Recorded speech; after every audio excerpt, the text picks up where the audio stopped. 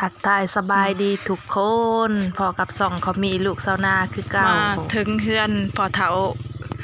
ขมวนหรือว่าพ่อใหญ่ขมันเป็นที่เรียบร้อยมานำทักทายสบายดีทุกคนพอกับส่องเขามีลูกสาวนาคือเก่าเนาะคลิปนี้ก็เป็นคลิป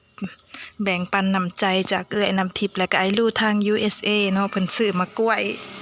ให้แต่2-3 มื้อก่อนพอแหละ7 หวีเนาะแม่ค่อมก็เอาไปใส่บาตรอยู่เฮือนบุญจะเขาอามุนเนาะ2 หวีมาให้พ่อใหญ่หมัน2 หวีเนาะตามเอื้อยจำแนกมาหวานนี่เพิ่นมาไว้อยู่พื้นนี่เนาะปลูกอยู่ว่าหวานต้องเฮาเอาให้นะพ่อเฒ่าเจ้าปลูกไว้อยู่คือบ่เจ้าวะแม่นบ่บานนั่นหวานปลาลายน่ะว่ามือหัวมันใหญ่ๆจับปิดเลยห้อยค่ะมันงามมันก็ใหญ่หั่นแล้วงามกล้วย2 หวีของเงินเอื้อยกับอ้ายคือเก่าดีเด้อโชคลาภมาเงินมาคำเด้อเลยใช้มาใช้จ่ายที่ความรู้เรื่องเจริญเขาเจ้าเขาพระเจ้าได้หรอกเลยนะจักแล้วเฮาก็บ่ฮู้อยู่เมืองนอกอยู่เมืองนอกยันเขาเฮ้ยเราก็เข้าวัดทำบุญตักบาตรจัดน้ำอยู่ได้พูดแม่นเอ้ยเราก็ไปใส่บาตรยัดน้ำตั้งคงเถาคงทานเฮ็ดบุญเฮ็ดเอาหยังประจำได้กล้วย2 หวีกล้วยสุก2 หวีพอได้กินกับข้าว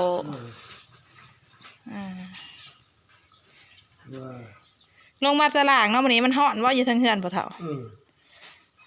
มันก็ลงมาอย่างนี้บ่หาก็ลงมานี่บ่มันทางไว้หาอย่างหัดอย่างเนี่ยมือเช้ามือแรกอันนี้บ้านอย่างมันเป็นรอยเดี๋ยวนี้คือสีแบบแน่หน้าตาคือว่าอันแล้วบ่ได้กินยาอันนั้นนี่ฮะยาเนี่ยขอยาตัวใด3 เดือน 4 เดือนยาตัวมันไข่ยา3 เดือน 4 เดือนนี่เลยมันดียังตัวนั้นน่ะกินแล้วจังว่ามันไข่มันเป็นน้องออกมาแล้วแต่มันแวบลงแวบแล้วมันไข่ขึ้นมามันขึ้นหนาบัดนี้มันหนามันเลยบางทีเขาเป็นตีนไข่ตีนโพกตีนน้องมันแต่แต่ข้าเจ็บมันเหี่ยวแวบเขาเบิดแต่ข้าเจ็บขาพุ่นเนาะเขาเจ็บขามันแวบเบิดบางยากินไปมันขึ้นหนานี่ไข่นี่ก็ยังบ่ทันแวบปานใดแม่หักไข้กว่าแต่เก่าโหบแน่เพราะว่าก็สิโหบแน่แต่ว่าอยากกินหลายเดือนแหละเนาะยาแล้วยังกินอยู่บ่น้ำสโลว์นั่นเด้นี่น้ำสโลว์กินอยู่บ่กินอดไปไปอยู่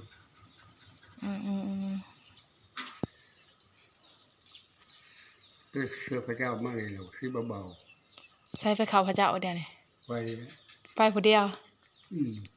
กำลังมอนก็ไปลูกเช้าปัวบ่เช้าปัวไปบ่เช้าเอากินมะกล้วยมันหวานอยู่บ่ถามมะกล้วยน่ะไปอันถิดป้ายเลยเนาะนับถือศาสนาเลยเนาะเบามีแห้งเบาคนเบาตัวเลยไปแล้วเพิ่นเบิ่งให้บ่ทำอิฐน่ะไปอันเพิ่นซ่องเบิ่งให้บ่ส่งคนยังหายมีประการมาวนหลายผู้2 ปีบ่เป็นยัง2 ปีผ่านมามันบานมันมาเข้าที่เช้าเช้าแหละมันมาเตือนเช้าเอาบ่ได้มาวนบ่ว่าอยู่ไปอยู่มันต่อบรรยากาศหนาวๆมื้อนี้ยายเฒ่านั่งพิงแดดสบายดียายก็ชออยู่แล้วพิงแดดหนาวนี่นะทั้งนบทั้งกสบ่แม่มื้อนี้บรรยากาศหนาวเมื่อวานนี่อันก็สิอุ่นๆแน่อยู่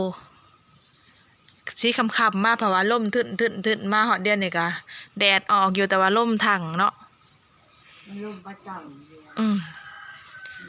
ยุบรินสิยาไปลมหัวกอกยึดไปแล้วแนวมัน เพิ่นหนาวเพิ่นนั่งพิงแดด จอไปนี้ ก็สอแกแสบ่แม่โอ้แดดออกอยู่แต่ว่ามันล่มเป็นหัวมาเป็นบาทลมไปต่ำลมเป็นสูง บาทอันห้องนอนเพิ่นแล้วนี่เพิ่นคือสิบ่ได้คอยขึ้นเทิงเฮือนเบิ่งตามสภาพขึ้นยากลงยากเด้อัปเดต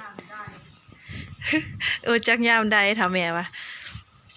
ยามใดก็ยามมันแล้วพุ่นแล้วอัปเดตเนาะอัปเดตห้องนอนเฒ่าแม่หาก็ครึ่งทาง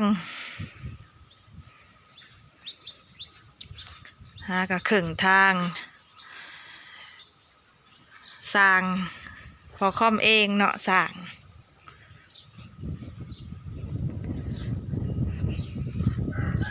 หากระหอดอันน่ะก่อฟ้าแต่ว่าบล็อกเบิดเนาะดินบล็อกเบิดก็เลยได้โจะการก่อฟ้าอันนี้เพิ่นเจาะเสาเพิ่นสิเทคานตั้งปองเยี่ยม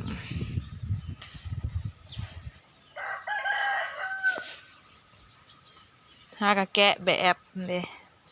ก็แกะแบบมาใส่ขางนี่แต่ว่าตอนนี้ยังพาลูกไปหาหมอพอค่อมก็ได้แม่ค่อมก็ถารถจักรอยู่จากไปเวียกไปแต่เฮิงเติบแล้วยังบ่ทันมาเป็นชั่วโมงกว่าเลยห้องนอนเฒ่าแม่ใส่บ้านประตูทางเขา2 ทางเนาะส่วนทางที่3ด้านนี้นะแม่นอันน่ะเป็นบานประตูเขาห้องน้ำเพราะว่าตามแผนน่ะจะเฮ็ดห้องน้ำติดกับห้องนอนเนาะห้องน้ำน่ะสิเฮ็ดทางนี้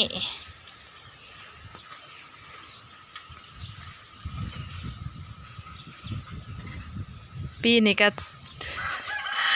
เบิดแรงปีนี้จักสิได้อยู่หรือบ่เนาะเพราะว่างบประมาณเฮาบ่หลายตอนนี้บล็อกแบกยังกับเบิดแล้วเหลือแต่สิเทคานเนาะบล็อกนี่ประมาณ1,000 ก้อนบ่แล้วเบิ่งทรงหรือ1,000 ก้อนหรือ500 ก้อนสิทั่วบ่ก้อนละ6 บาทเพราะว่ายัง2 ห้องบ่ทันได้ก่อจักดีเนาะห้องนั่นกับห้องนั่นก็ยังสิใส่อันน่ะบ้านปองเยี่ยมก่อขึ้นเทิงห้องนี่ก่อเต็มห้องนี่ก็ยังตะเทคานทับกับก่อส่วนห้องเบื้องนี้ผาผนังเบื้องนี้ก็เทคานกับก่อ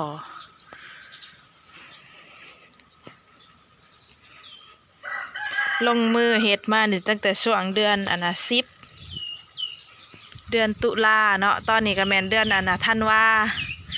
าก็สิเบิดเดือนแล้วเด้นี่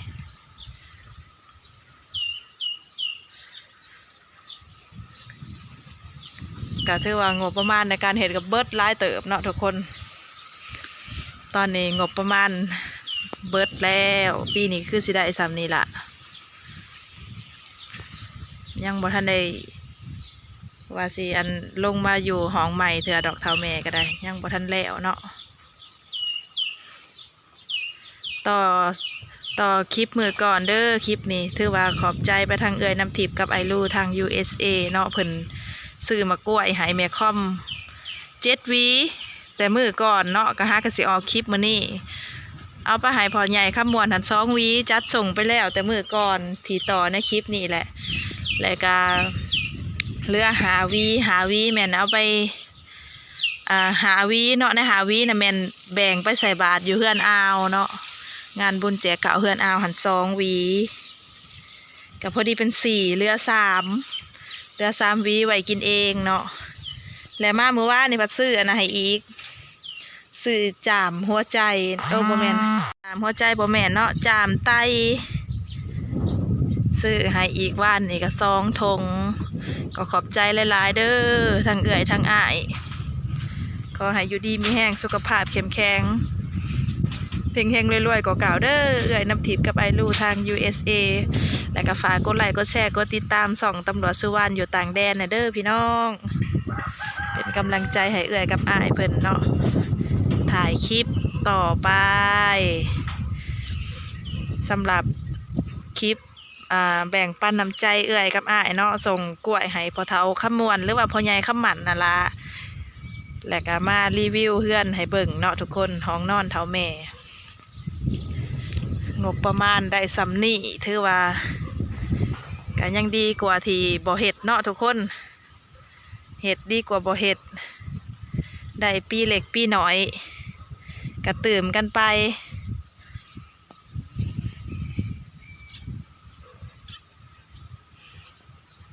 ปีนี้เอาสำนี่ปีหน้าเฮ็ดตื่มอีกคือสิได้อยู่แล้วปีหน้านี่